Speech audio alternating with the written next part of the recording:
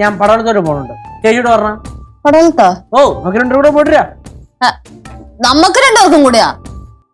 അല്ല അപ്പൊ നീ പറമ്പിലൊക്കെ ഇറങ്ങുമ്പോഴത്തേക്കും ഞാൻ ആ വീട്ടിലൊറ്റയ്ക്ക് ഇരിക്കണ്ടേ?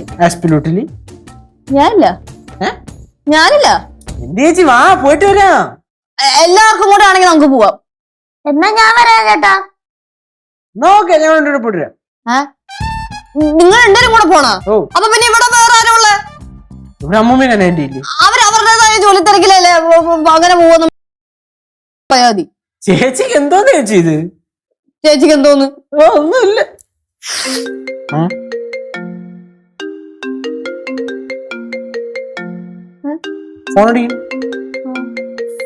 ഫോൺ എടുക്കണം. അതെന്റെ